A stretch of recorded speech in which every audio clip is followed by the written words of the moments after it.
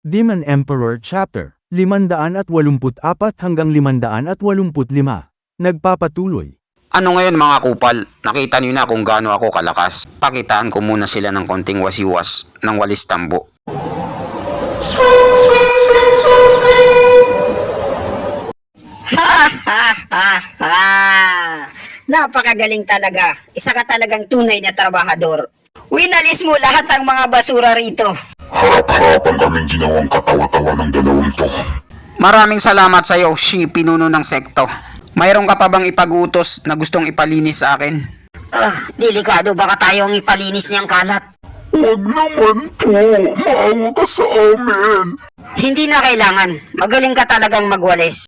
Nagkataon lang na maling araw ang pinili mo. Mas magandang bumalik ka na sa pinanggalingan mo. Hayop ka. Buti naman at makakaalis na ako ng matiwasay at wala nang kokontra. Napakalakas niyang magwalis, tanggal pati alikabok. Isa siyang halimaw. Halimaw siya.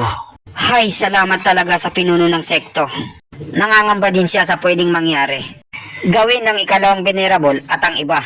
Dahil kung hindi, nilinis na rin tayo ng batang yon. Ngayon alam niyo na mga kupal kayo kung sino talaga ang malakas. Takot na takot kayo ngayon sa kanya. Teka, ang batang ito, iniwan siya rito ni Chupa. Mag-aaral sa labas, UR na batang Blondie. Bakit ka na pa rito? Pinuno ng sekto, hindi ako satisfied sa naging resulta ng paligsahan ng mga mag-aral sa loob. Gusto ko sanang hamunin ang mga nanalo, 1v1. Ano, ang tapang naman ni batang Blondie.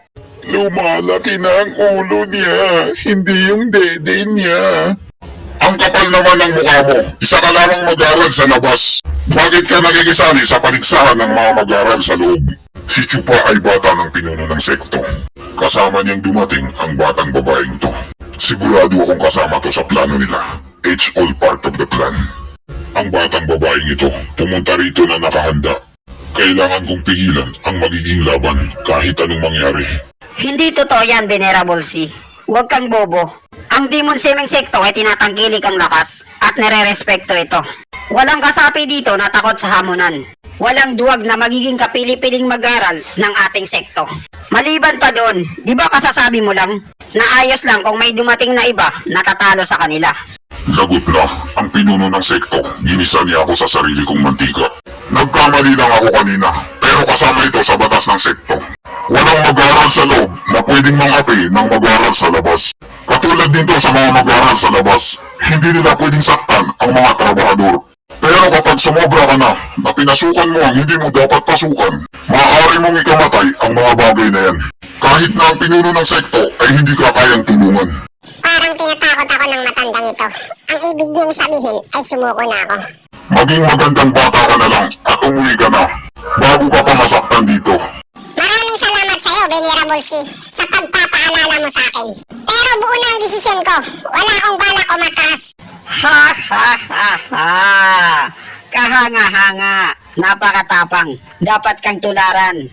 Kung ganon, UR batang Blondie, sino ang gusto mong labanan sa kanila? Ang mga kapili-piling mag-aral na ito ay hindi mga pipitsugin. At hindi basta-basta matatalo sa 1v1. Kung ganon, pipili na ako kung sinong gusto kong makalaban. Senior Sister Mier Single Mom, gusto kitang makalaban sa bardagulan. Pakiusap na lang kung hindi mo mamasamain. Ibigay mo na lang sa akin ang pwesto mo. Ano? Hinahamon mo na ako ngayon, batang Blondie? Ha ha ha ha! Ang pag-alaga ko sa'yo ay hindi na sayang. Lagi kitang binabantayan simula nung bata ka pa. Ako ang nag-aruga sa'yo. Pero hindi mo inisip na akala mo siguro ang kahinaan ko ay ang pagiging mabait ko sa'yo. Kakaiba si Single Mom. Naglalabas siya ng maraming pabango galing sa katawan niya. Ano? Lumakas na pala ang malanding ito. Isa na siyang 4 na grado na Radiant Stage. 5 antas na ang pagitan nilang dalawa. Sa pagitan ng Propon Stage at Radiant Stage. Ito kayang maliit na babae na sinanay ni Chupa. Makakaya niya kayang labanan si Single Mom? You ear, batang Blondie. Gusto mo na bang mamatay? Huwag kang pupunta sa akin sa bandang huli at umiiyak ka. Ako, iiyak, asa ka. Tingnan nyo ngayon at pagmasdan nyo ang aking sandata. Ito ang kutsilong maitim na hangin. Maglaway kayo ngayon sa akin. Oh, saan yan nakuha yan? Imposible. Paano siya nagkaroon ng ganyan? Isang 8 gradong masamang kagamitan na sandata. Gamit ito, hindi na siya mahihirapan sa layo ng agwat ng lakas nila. Kaya pala hindi natatakot ang batang babaeng ito na malakas ang loob niya. Pumunta pala siya rito na nakahanda. Sigurado ako na mayaman talaga si Chupa. Akalain mong ipagkatiwala niya ang isang mamahaling kagamitan sa babaeng ito. Sigurado akong hindi basta-basta ang yaman ni Chupa. Hawak niya sa kanyang mga kamay ang kaban ng bayan. Hindi na sayang ang pagpunta ko rito dahil sa nalaman ko. At nakita ko ngayon kung gaano siya kayaman. Masyadong makapal ang kanyang bulsa. Delikado na ako. Mayroon siyang kutsilyo. Nakahawak ka lang ng isang malaking bagay. Lumaki na ang ulo mo. Pero nakadepende pa rin yan sa gumagamit. Kung hindi mo naman kayang ilabas ang totoong lakas, ako ang nagturo sa'yo sa buong buhay mo. Alam ko lahat ang kaya mong gawin, na parang kamay ko lang. Sa palagay mo ba ang 8 gradong masamang kagamitan ay mababago na ang lahat? Naging mayaman ka lang, naging ganyan ka na. Oh, talaga ba, single mom? Pues kung ganun, subukan natin para malaman mo.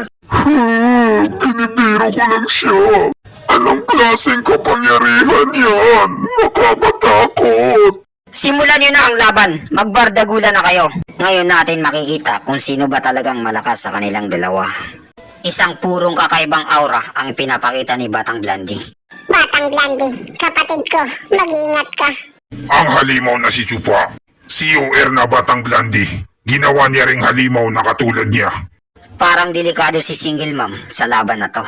Nakakabatang sister, Single Mom, mag-iingat ka. Ang batang babaeng ito, hindi lang ang pwesto ko ang nanganganib, pati na rin ang buhay ko. Hindi ko siya pwedeng bigyan ng pagkakataon. Kailangan ko siya tapusin sa pinakamadaling paraan. Soul attack! Atake ng kaluluwa! UR, Batang Blandy, mag-iingat ka!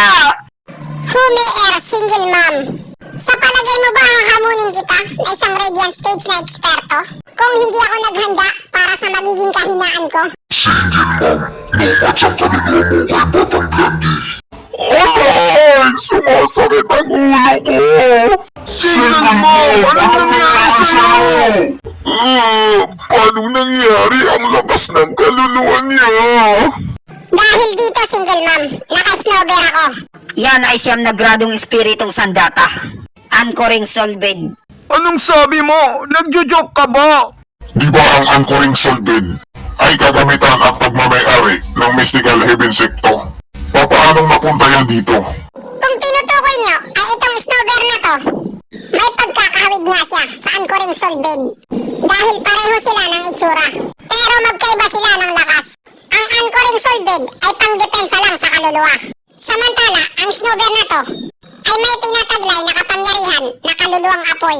Kapag inatake ka ng kaluluwa ng kalaban, babalik ito sa kanya na mas malakas pa kaysa sa dati.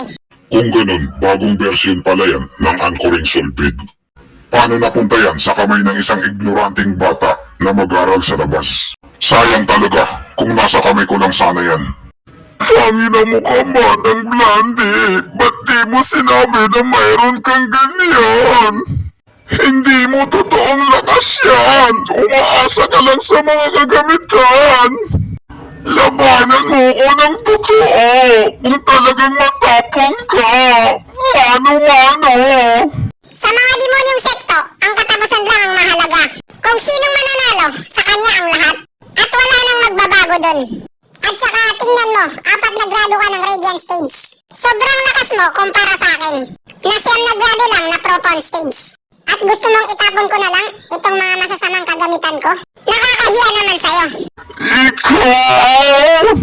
Isinusumpa kita. At kailan ka pa naging madaldal? Sa wakas, nararamdaman ko na kaya kong talunin si single mom.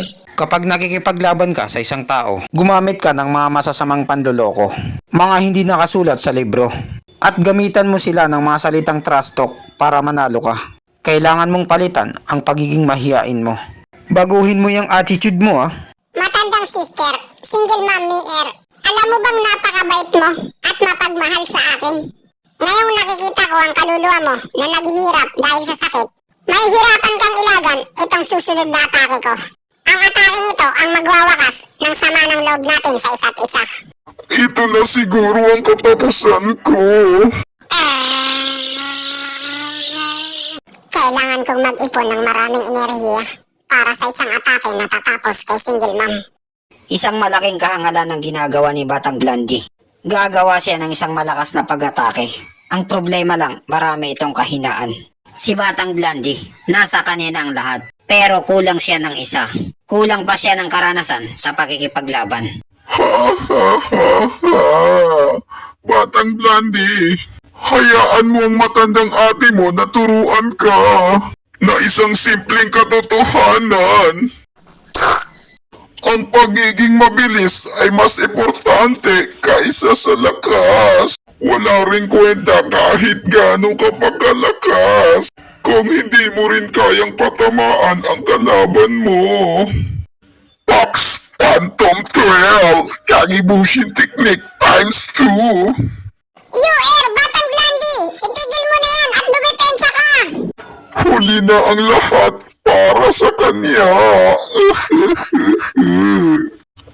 Abab, ito ang pinakahuling ituturo ko sa iyo. Sa laban ng patay kong buhay, lagi mong pagkakatandaan ang opensa at saka depensa. Masyadong nakatuon ang pansin mo sa atake. Naiwanan mo tuloy ang sarili mo na bukas na pwedeng maatake. Oras na ngayon para matikman mo ang hinanda mo. Mamamatay ka dahil sa paghamon mo sa akin. Single mom, asa ka.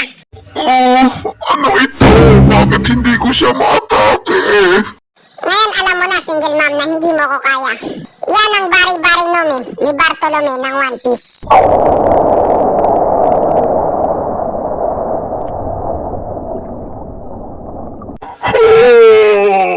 Patawarin mo ko, Batang Blandy. At dito nagtatapos ang chapter 584 hanggang 585. Maraming salamat po sa panunood nyo. Mag-subscribe para laging updated sa buhay ni Chupa.